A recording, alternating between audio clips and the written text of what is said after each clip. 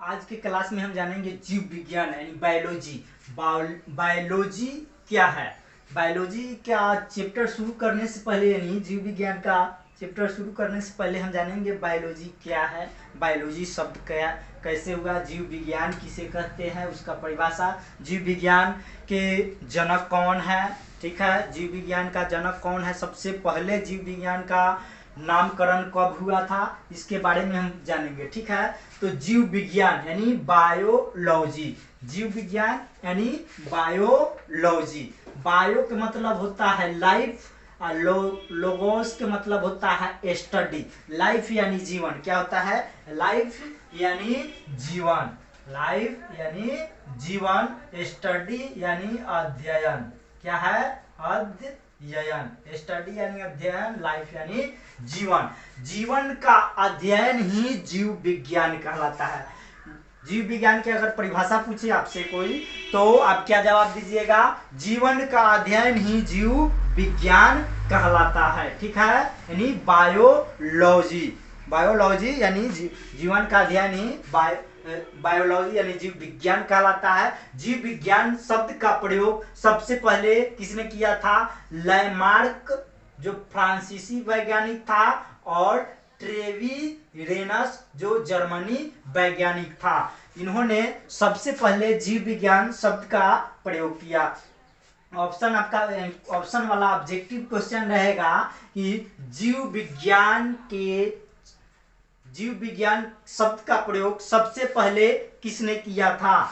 तो option Lamarck एवं ट्रेवीरेनस दोनों एक साथ होगा या दोनों ए बी में होगा, और क्वेश्चन का है इनमें से एक से अधिक या कोई नहीं, तो आप सबसे नीचे वाला लगाइएगा, एक से अधिक या इनमें से कोई नहीं। तो एक से अधिक वाला सही होगा, क्योंकि दो आदमी ने मिलकर किया, लैमार्क एवं ट्रेवीरेनस। अगर दोनों नहीं रहे, किसी एक का नाम रहे, तो उसका हम टिक लगाएंगे ऑप्शन में। ठीक है, लैमार्क यानी जीव विज्ञान का शाब्दिक सबसे पहले कौन नाम रखा? लैमार्क एवं ट्रेवीरेनस। लैमार्क फ्रांसीसी वैज्ञानिक थे और ट्रेवीरेनस जो थे जर्मनी वैज्ञानिक थे। जीव विज्ञान का नामकरण 1801 ईस्वी में हुआ। कब हुआ? 1801 ईस्वी। ईस्वी कहते हैं एडी, ईस्वी एडी आ जाएगा। ठीक है, अब हम जानेंगे जीव विज्ञान की कुछ शाखाएं, किसके अंतर्गत किसका अध्ययन किया जाता है, उसके बारे में हम जानेंगे।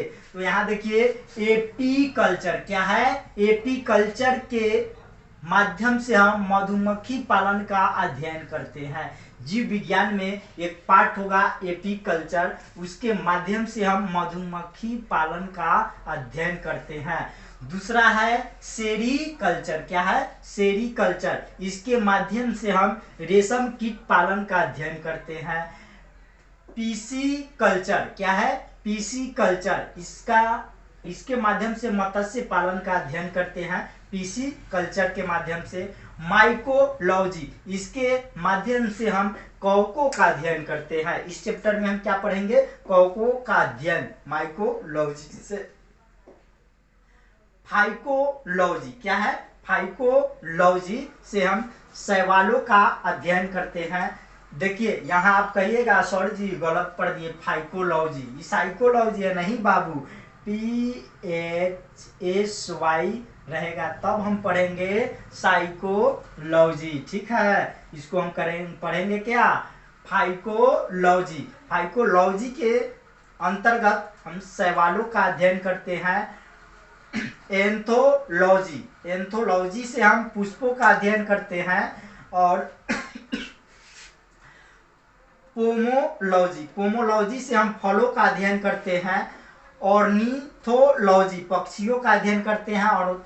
और ऑर्निथोलॉजी से इंथेलॉजी, इंथेलॉजी से हम मछलियों का अध्ययन करते हैं। इंटोमोलॉजी, इंटोमोलॉजी से हम कीटों का अध्ययन करते हैं।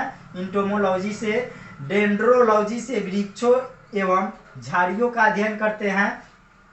ओपियोलॉजी से हम सर्पों यानी स्नेक का अध्ययन करते हैं। ओपियोलॉजी में हम जानते हैं सर्पों के बारे में। और सौरोलॉजी छिपकलियों का अध्ययन है। सौरोलॉजी से सिल्वी कल्चर, काष्ठी पेड़ों का संवर्धन, इसके माध्यम से हम जानते हैं। हॉर्टिकल्चर, हॉर्टिकल्चर उद्यान विज्ञान है इसमें। फ्लोरिकल्चर यानी फूलों की खेती, इसके बारे में हम जानते हैं। फ्लोरिकल्चर से फूलों की खेती। जीव विज्ञान के जनक किसे कहा जाता है? जीव विज्ञान का पितामह, जीव विज्ञान के पितामह अरस्तु है, यानी फादर ऑफ बायोलॉजी। क्या है ये पे? फादर ऑफ बायोलॉजी, ठीक है, father of biology, father of biology, जीव विज्ञान का पिता अरस्तु है, चाहे father of zoology, father of zoology, यानी जंतु विज्ञान का जनक भी इन्हीं को कहा जाता है, अरस्तु को। चाहे जीव विज्ञान का जनक भी अरस्तु को कहा जाता है। जनक यानी पिता, पितामह, जीव विज्ञान के पिता अरस्तु, चाहे जंतु विज्ञान के पिता अरस्तु है। तो आज हम जाने जीव विज्ञान क्या है, जीव विज्ञान के अंतर कुछ शाखाओं के बारे में जाने। अब हम अगले चैप्टर में पढ़ेंगे जीव विज्ञान के जीवधारियों का वर्गीकरण। इसके